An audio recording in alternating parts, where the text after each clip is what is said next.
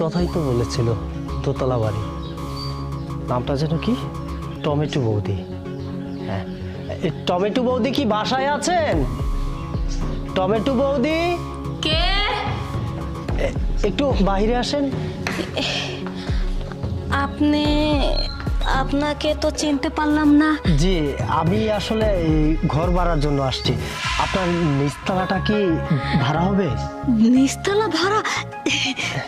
হ্যাঁ হ্যাঁ, অবশ্যই ভাড়া হবে।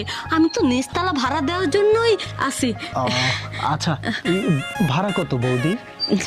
মানুষের কাছ থেকে তো 5,000 টাকা নেই।